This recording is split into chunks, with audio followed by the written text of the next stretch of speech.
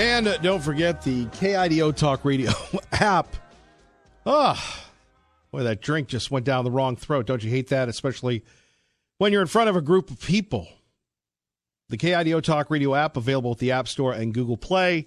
Kevin Miller in the morning. So school getting started. Coming up, what one state is doing to ensure God is never taken out of school, right? Dean in Payette, good morning. You're on KIDO Talk Radio with Kevin Miller. Good morning, Dean. Good morning, Kevin. Hey, just when you talk about the tax on food, you talking about sales tax? Yep, the grocery tax, yep. Don't you think that sales tax is the fairest tax in the world? I haven't heard that one in a while. You've had a lot of, I'm pondering your question here. Well, okay, I'll get bold. I'll say, yeah, it is. It's the fairest tax in the world. And it's not killing anybody. Oh, wait a minute, you're answering your own question. Well, so why do you want to repeal it? Well, why'd you ask me the question if you knew the answer? Well, I want you to explain to me why I'm wrong. Well, I look, 6%. You have people that are hit by that with the lowest end of the spectrum. Do we really need a 6% tax on groceries? And they're on food stamps. So we're paying it anyway. Not everybody. Not everybody, but everybody ought to help. All right. Well, here, this is what I'm going to do. I'm going to, and I'm not being like a smart aleck, but for the sake of getting your opinion out, which matters to me, Dean, I'm going to be quiet and you give me your thoughts. And if you like, sir, I'll respond. But I don't want you to think that I'm trying to be a smart aleck or cut you off or being disrespectful. So please go ahead. No, I'm not. I hate tax more than just about anybody because I pay lots of them. But I just think it gives everybody a dog in the fight. Everybody is contributing something with sales tax. And when you got half the people that pay nothing, then I think that sales tax helps them contribute. So that's my thought on it. I thought maybe you had a reason that I wasn't seeing because it seems like you've harped on it for months. So I just think it's the fairest tax in the world, and everything ought to be sales tax that can be. I mean, not everything can, but you got to have your police and fire department, things like that. But yeah, well, you've had national presidential candidates that wanted to replace the income tax with a national sales tax. That's where I was going with it. But one of the reasons why I'm behind it is this is one of the few unifying issues that Republican Democrats all agree with in the state. The people that vote, that they believe, and I'm with them, the tax is too high and it should be repealed. Well, I mean, we can differ and still be friends. I totally agree with you. Now, look, you have a great point, but I can't be a hypocrite and all of a sudden just surrender. But I didn't expect you to surrender. I just wanted you to. I wanted to see if you could change my mind, and you haven't. So, well, it's the story of my life, sir. Hey, you have a good day and be blessed, sir. God bless you, Dean. You take care. Thank you. Thank you. Bye. Appreciate Dean giving us a point to start with here this morning. Last hour we were talking about the repeal of the grocery tax. Really, Dean has a good point. Very counter to the points that we hear. Everybody should pay, right? Of course, when you go to Oregon, you don't pay. By the way, please correct me if I'm wrong. Now, again, the purveyors of pot are closely moving to our borders, right? We've got all the pot places in Oregon, in Ontario. God bless Ontario. Look, my friends in Ontario, one day we will be there. And I wish we could do it for real, but we will symbolically liberate you. What does that mean? I haven't figured it out yet, just like my argument with Dean there moments ago. But we have, we have the Boise Outlet Mall. And maybe I'm missing something, but if I were living in Ontario or right there on the border, I'd have a big outlet mall. Maybe there is, and I'm just being ignorant. to take advantage of everybody. I mean, how many people go to Ontario that live in Caldwell or Fruitland or any of the places that are close, right? But at 580-5436, lawmakers, it's very simple. Repeal the grocery tax. Dean says everybody should pay. We're benefited by having this blessed social safety net that all of us pay for. Dean says everybody should pay. A lot of politicians say we should pay. I don't agree with that. I think it's time for it to go because it's too high. 6%, really? How about 2%? How about 1%? How about taking a look at how to govern more efficiently? Maybe the legislature didn't used to do this years ago, meet every 2 years. What's wrong with that? All right, that's one topic. Here's another one. Since school is getting ready to get back in session, by the way, we are looking for schools for our schedule. If you have a school, don't call me. Please email me. I have a work phone, but sadly, I never answer it. Email is the best way to get a hold of me, or Facebook, as some of you have discovered. Kevin Miller, Star, Idaho, not the other 37,000 Kevin Millers. They're all great Kevin Millers, but if you want to get a hold of me, Kevin at KIDOTalkRadio.com, or friend me or message me, Kevin Miller, Star, Idaho. You'll see me with my floppy hat and my wife. She's not wearing a floppy hat, by the way. So, this issue about schools getting back in session. One state in the country has decided that when you walk into their school, under a new law, school administrators are required to display the phrase, "In God we trust." This is a great thing. Now, they're given discretion on how to do so. Now, here's a principal in Louisiana figuring out how she's going to display the motto, right? It's nothing hidden. It's nothing swept under the rug, but it's nothing forced upon anyone. Now, here's the deal. In God we trust. We feel like the better off we are. It's on our money. The crazy, wacky, zany atheists have tried to get eliminated from our national currency. In God we trust. Is there anything more American than that? And considering the influence of violent video games, considering the influence of violent videos, the degradation of both men and women, the confusion over gender social identity these days, boy, that's pretty heady stuff. Maybe every school, not maybe, every school should have In God We Trust. For without God, we have not the United States of America. For without God, what do we have? Maybe your school has In God We Trust. Maybe your school has it. Most schools are afraid because the libs are going to get mad and angry and call you an extremist and protest and all sorts of crazy things. It's not crazy to have In God We Trust.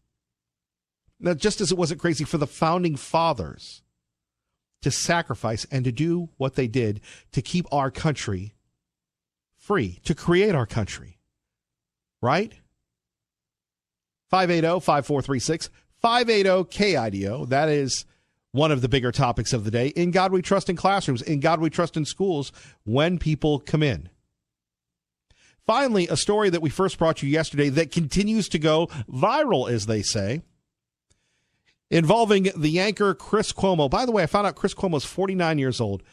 Look, when you're over 40, unless you're Chuck Norris, being a tough guy just doesn't seem to work anymore. If you're over 40, don't you let things go. So he's about 50, Chris Cuomo is. So Chris Cuomo comes up to somebody comes up to him and calls him Fredo. We all know Fredo from The Godfather, right? He was the dumb brother. Fredo, you're my brother. I love you. But never cross the family again. So Cuomo is hanging out, doing his own thing, hanging out with his daughter, and some guy goes after him, calls him Fredo. And thankfully, Sean Hannity covered this yesterday on his show here on KIDO Talk Radio and last night on Hannity on the Fox News channel. If you missed it, here we go. Thank you, Sean, for bleeping everything out. Don't insult me like that. I didn't insult you. Call me Fredo. It's like I call you punk. You like that? You want that to be your nickname? I didn't call you that. You called me Fredo. You know my name's not Fredo. I thought your name was.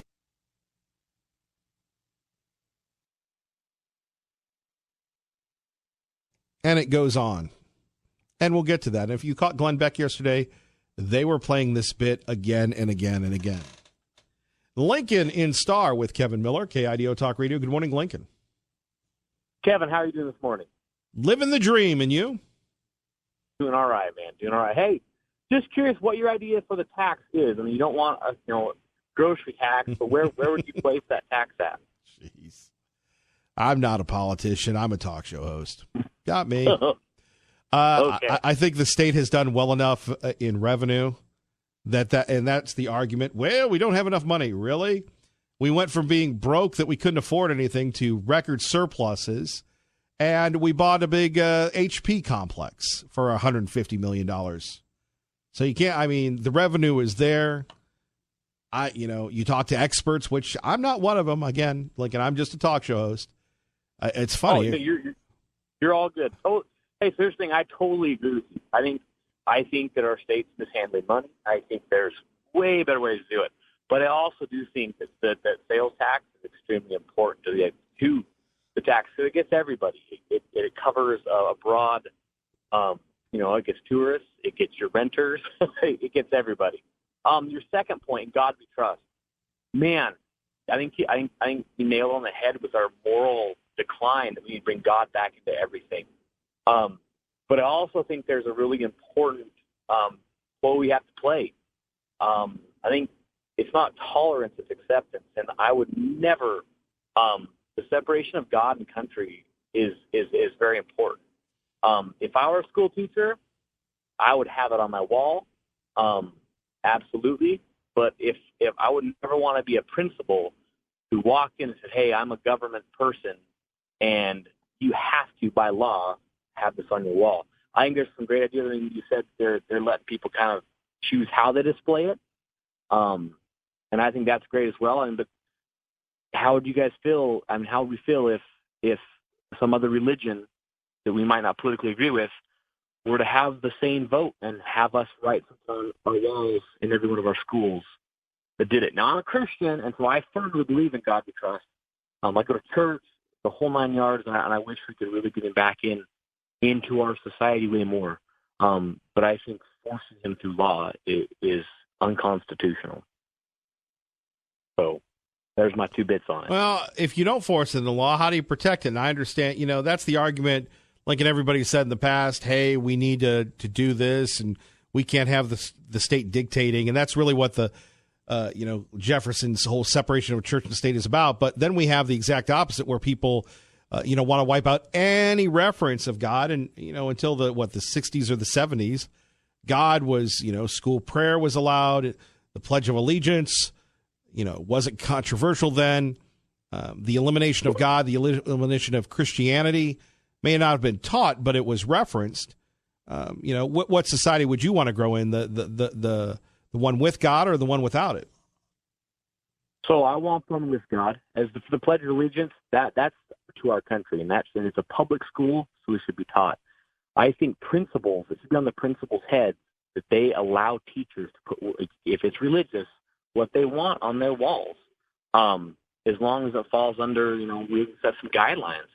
But I think that's a massive sting of separation there. Now, I think if some parents come in mad at a teacher because they have "In God We Trust" on the wall, I think those teachers can go. That teachers shouldn't be worried about their job. I think they should be able to display that as part of our national heritage, as part of religion. And I think kids should be allowed a time to pray. I think there should be like a prayer hour they can organize, and the school not only accepts it but allows it. So if they, a bunch of Christian kids want to get together and go into a room and say a prayer, if a bunch of Muslim kids want to get together and go into a room and say a prayer, I think that's freedom of religion in America. That is the important part of America. That's why, once you have a country in moral decline, they typically spiral out of control, and the government tries to take the reins, where it's really, Kevin, it's up to you and me. It's up to you and me to spread a religious fervor, not the government. If you're handing it off to the government, bro, we've already lost. Well said, Lincoln. Thank you. All right, Kevin, you have a great day. Thanks for taking my call. Appreciate you, brother. Bye-bye. All right, bye. All right, Pro-Life David, Pat, and Steve, you're next with Kevin Miller and Jared on KIDO Talk Radio. Thank you, Sean. Let's get back to your phone calls. In God we trust. Let's go to the international playboy, Pat from Middleton. Good morning, sir. You're on the air. Go ahead, please. Good morning, Mr. Kevin Miller, and soon to be a godfather, sounds like. So you may be called Fredo also. Actually, I'm a godfather several times, and most recently last week, yes. Oh, cool. That's great. Congratulations. Thank you. I became a godfather 8 months ago to an adopted baby girl, some very good friends of mine, and I'm a doting godfather. I love it. I couldn't think of anybody better. So in God we trust, those words and the Bible do not establish a religion. I'm sorry for the last caller that called in, but he's wrong. It does not establish a religion. It doesn't establish Judaism or Muslim or Christianity or Protestantism or any one particular Catholicism or Jehovah's Witness, nothing. It is in God we trust. The only thing it does is separates between those that do not believe in God and those that do. It is a separate thing. It is not establishing a religion. It's not forcing a religion on anyone. It is establishing where our country and our Constitution came from and where our money system is based is in God. Everything that we do is in God, is in trusting in God for the country and for the sanctity of our freedoms come from God. Our rights come from God. So all that phrase is saying is that we are backing our rights to God. We base everything on God. And that's not establishing a religion. It really frustrates me when they say it's establishing a religion. Which religion? When you say in God we trust, which religion is establishing? And so they're wrong so yes, you have to force that. Because our Constitution says in God we trust. So you're actually denying the truths of our country when you take that out of our system, out of school, because it's where everything comes from. So that's my stance. All right, Man Cave, thank you. I love you, brother. Thanks for doing this and keep up the good work. And I hope you find some good schools to go to. And, our youth are great. They are good kids, but they are being led a little astray by some of the things that they're being taught and the lack of, there are things that are not being taught. So in our Apostles' Creed or in our confessions, it says, for the things you've done and for the things you've failed to do. And failing to teach our kids the right things to do is also as bad as teaching them what to do. What I have done and what I've failed to do. Absolutely. And not, I live on a country road and I find a lot of garbage out on my road, and it's not garbage that would be old man garbage, old people garbage. It is young, like Red Bulls and energy drinks and diapers. And yet these kids are taught about environmentalism, and they're not taught why to be good stewards of it. And that's where In God We Trust comes back into the picture, is because when there's a higher power that you owe a responsibility to, that's watching over and you deem yourself culpable to, then you tend to have more care and understanding about the environment, because it is God's planet, God's earth, not just because it's some mother deity earth that is going to be hurt by it. So I see more garbage coming from the youth, and yet they're taught environmentalism. They need to be taught why they love the environment. Duly noted. That's my 2 cents. God love you. Keep on the good work. See you down the road. We'll see you on Salt and Light. Absolutely. All right, Pat. Take care. Bye. Bye-bye. Traffic and weather together. Kevin Miller in the morning. And more of your calls next. Kevin Miller, KIDO Talk Radio. Good morning, Maggie. Thank you all for being with us. Don't forget, I was going to say Glenn Ramsey. Glenn back right before Dave Ramsey here on KIDO Talk Radio. Let's get back to your phone calls. If you're just tuning in, two issues we're talking about: the repeal of the grocery tax and In God We Trust. Let's bring God back to schools. David in Nampa, thank you for your patience. Good morning. You're on KIDO Talk Radio. Thanks, Kevin. I totally agree with the last caller on his explanation of In God We Trust and that it doesn't establish a religion. Just totally agree with him. The reason I called and my confusion is with callers like, and no disrespect intended, but guys like Dean from Payette. It's like, if you're a conservative and you have conservative values, while I understand what you're trying to say, that a tax that if you buy, you pay taxes, I get that. But for those of us that are actually conservative, it's like, why am I paying that tax? And like, I just wanted to say, I agree with what you said. The government needs to be better steward of the resources they do receive. They get plenty of taxes, and they just need to be better stewards of them. So I don't understand people that are calling in acting like, well, what's your plan? What's the better idea? It's like, to eliminate taxes, to lower taxes. So I don't know, man. That just kind of made me scratch my head. I'm like, these guys aren't. I'm sure these guys that call in consider themselves conservative, but if you're all pro-tax, I mean, I grew up in a state that didn't have sales tax, and two of the states that I've lived in, Utah and Idaho, that did have that were some of the lowest wages and toughest places to be. So. Anyways, just my 2 cents. David, your 2 cents always helpful, but we're going to tax about half of that. So thank you. Roger that. Appreciate your time, Kevin. Have a good day. You too, sir. Pro-Life joins us now on his favorite radio station, KIDO Talk Radio. Good morning. Yeah, this is the favorite. Well, anyway, talking about taxation, income tax and inheritance taxes are mentioned in the Communist Manifesto.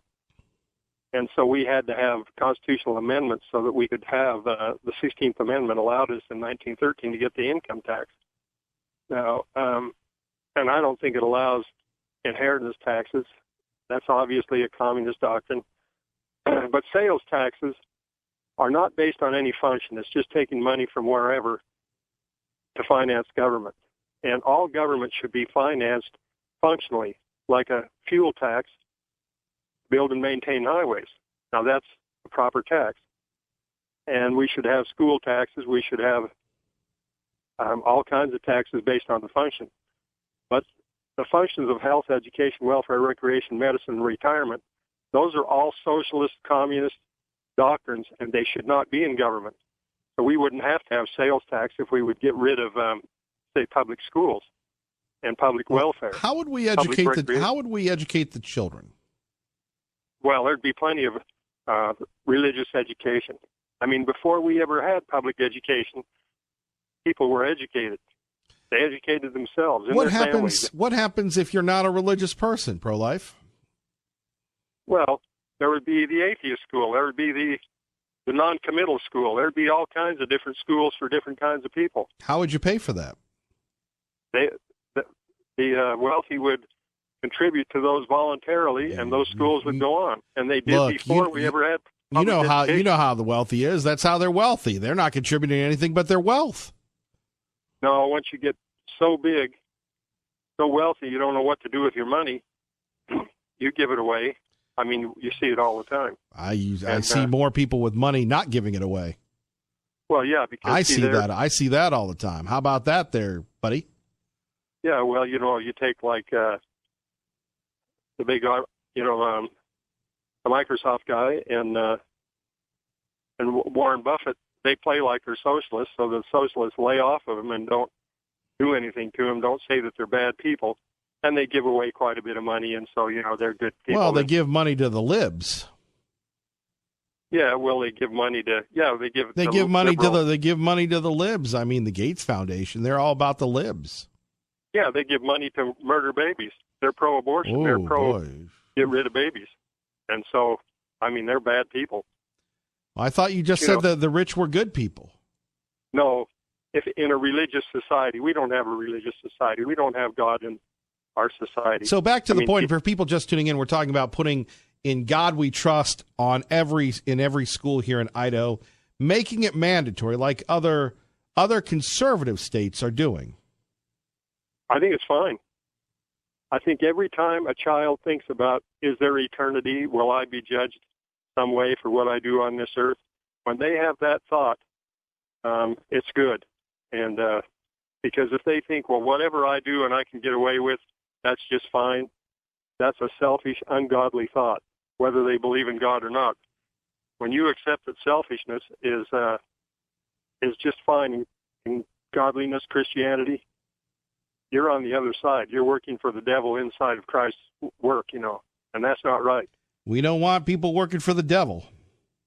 Yeah, most of the Christians are trying to serve Christ without offending the devil, and it doesn't work. You have to offend the devil. Well, you offend the devil's going to get you. Yeah, he tries to, but hey, maybe he does, but who cares? You look for eternity. You don't look for what's going to happen here in a selfish way. So anyway, I like your program. I think that when you bring God into it, it's always right. Well, as I've said before, you have to, and this is the most faith-based incarnation of this program that we've had in my 10 years here and 25 years of doing this for a living, and that's because of the people. You serve the people, and many times in life, we're afraid to talk about faith. And I got to tell you, the guy who really helped me, and I met him once, but I mean, just by listening to his show, was Glenn Beck when he used to talk about faith. I don't know if he does it anymore, but he gave up. I listened to him. Yeah, I mean, he had enough guts to do that, and I said, well, if he can do it at a national level, let's do it at a local level, and thankfully, we've been rolling with that. God and faith and family is so important. There's more to life than the shows. You notice a lot of people don't talk about culture, but I think culture and having that discussion is very important. Oh, yeah, for sure, because, Jesus teaches against selfishness, and what's messed up now is that we have a lot of Christians teaching it's okay to be selfish. And, of course, that's the libertarian philosophy.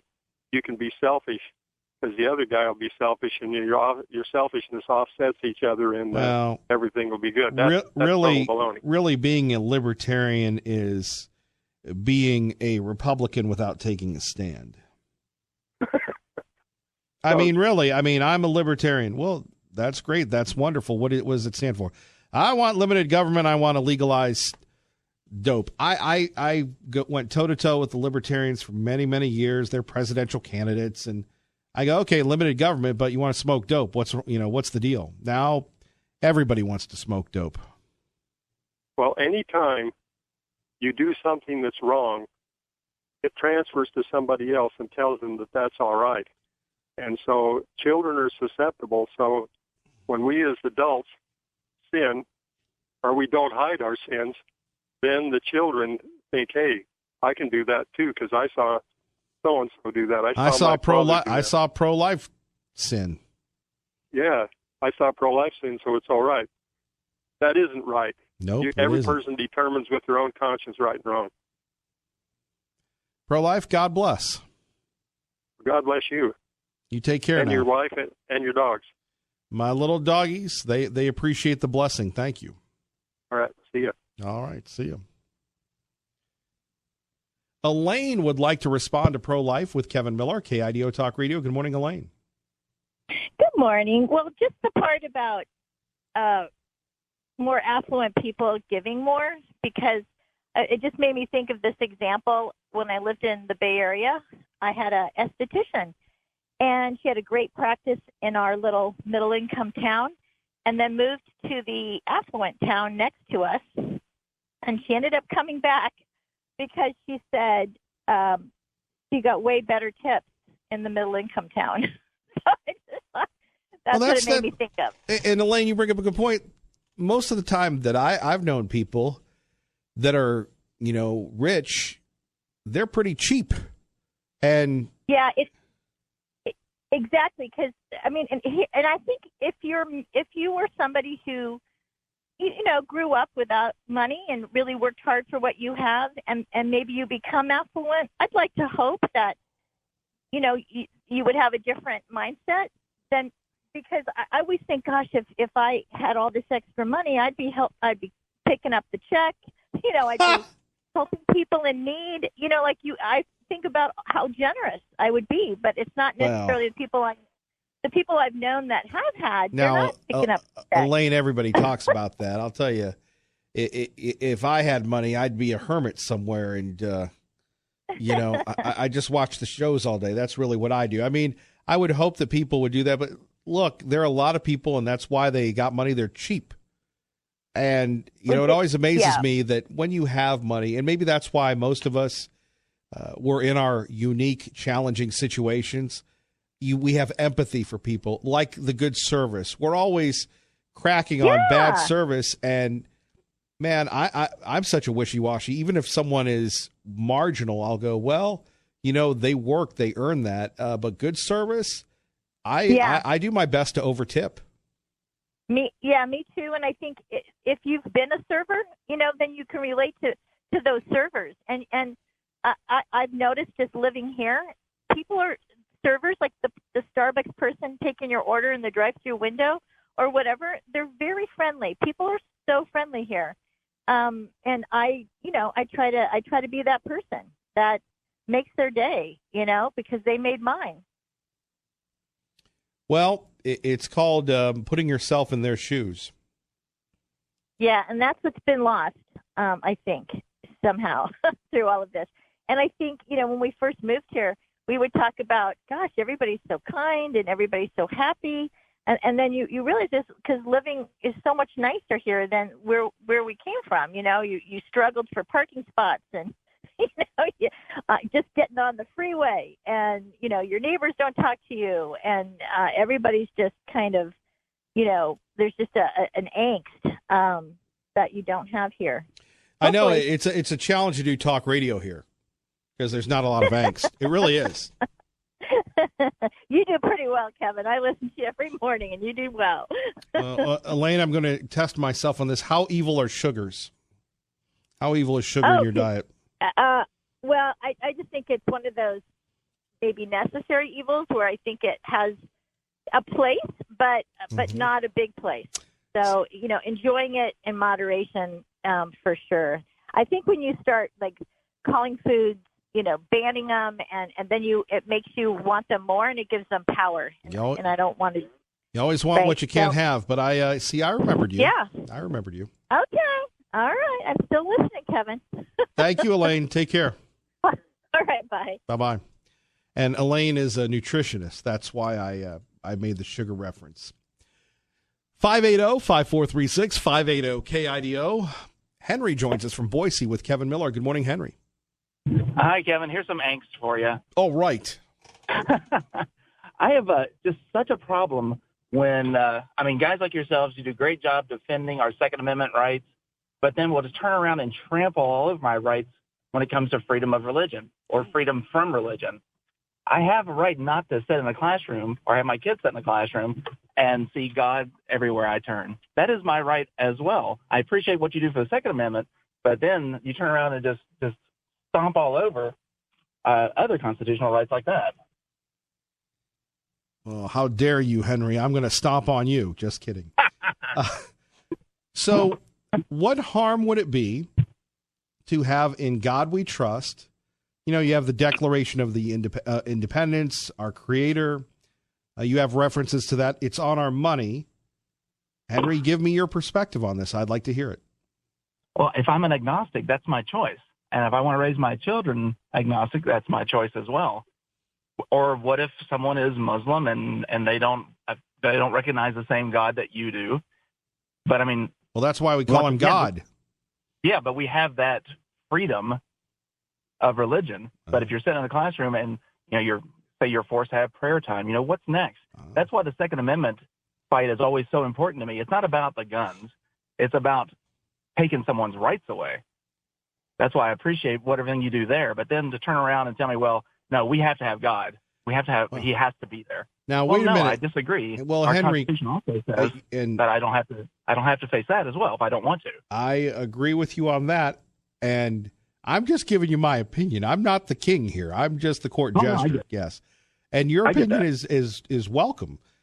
We don't hear that. My opinion is we've gotten away from God too much, but I think your crew, your side is winning right now, and I'm cheering for my team. Again, I don't think it's about winning or losing. It's about maintaining our rights. You can pray to whoever you want to. I don't care. Well, just don't tell me who I have to pray to. Well, so in God we trust. Am I telling you to pray to God? There's an inference there, I believe. Yeah. I think you're assuming. Maybe. If it's everywhere I turn, it becomes less of an assumption, more of a mandate. We're not trying to bring you over to the team. No, not at all. I have reservations. Exactly. Henry, anything else? No, sir. I just want to get that across. Thanks for everything you do. Thank you. Take care. Bye-bye. Bye-bye. Let's go to our great friend Ron Grant joining us, the original Safer Money specialist, the Safer Money man. Ronnie G in the house. Good morning, sir. Good morning, guys. How are we doing today? It's beautiful out there. It is a beautiful day, and it's a beautiful day to protect your money, Ron. It's always a beautiful day to protect your money, Kevin. We always want to do that, especially with the market volatility. We're opening up again today, dropping 400 points almost immediately out of the gate. My clients and I, we don't worry about that because we sleep at night knowing that our money is safe. And we participate in some of the upside of Wall Street, but never the downside of Wall Street. Remember to tune in to Saturday from 2 to 3. We're going to talk about how retirement moving forward will be much different from your parents. So get a pen, a paper. Kevin and I are going to be on live on Saturday. We're going to take your calls, and we're going to educate you on how to keep that money safer. That is correct. We look forward to it Saturdays 2 to 3, taking calls with Ron Grant. If you'd like to talk to Ron right now, he'll take your call right at this number. Ron, what's your number? 208-660-1372. And one more time, your phone number, please. 208-660-1372. You can also see me out at, we're going to be at the Hot August Cruise and Drag on Saturday night at the Meridian Speedway. We got a cruise parade and street drags, smoke and go. I'm going to be out there from about 5 on. Got a yellow 57 short box F100 truck. Hopefully we'll see you out there. Smoke and go. If you got them, Ron Grant. Thank you, sir. See you Saturday. All right. Have a good day. All right. Ron Grant rolling. We continue on. Jim from Middleton. We'll get him in quickly on KIDO Talk Radio. Good morning, Jim. Good morning, Kevin. How are you? I am living the dream. Blessed to be with you. Great. Anyway, am I on now? Or you're on the air, brother. You're not. Yes. All right. Hey, hello. Listen, I tuned in a little late. I was listening to you and the gal speak about wealthy people and they're cheap and no good and so forth and so on. Kevin, I learned early on, a lot of wealthy people, the reason they don't hang around people that aren't too wealthy, not because some are snobs, some are not, but there's a huge bias amongst people because they always look at wealthy people with money. Well, they have money. This guy's got money. Okay? I just want to share that. And it's pretty unfair because most people don't want to ask successful, wealthy people about their work ethic or how they got there. They just want their money. And a lot of wealthy people always get that. I wonder, not that I'm loaded, but, we're pretty comfortable and what have you. But when you always kind of recognize that what you own, what you have, it turns people off. So I wanted to share that, and we'll, get rid of the rich bias. We're not talking about the 1% corporations or the politicians. We're talking about the regular working folks. All right, Jim Middleton, we appreciate you. You bet, Kevin. Talk to you later. Thank you. Talk to you. It's going to be a tight one. Jared, watch the clock. We're rolling. Tea Party Bob, abbreviated segment today, but what do you have? Thank you for your patience. Good morning. Well, you've been on a hot topic for the past hour. So first, I'd like to chime in about some comments about the legislature and this bloated budgets that they continue to have, never reducing taxes. And the first thing we want to talk about is this Medicaid expansion and this new plan to shift money from one place to another.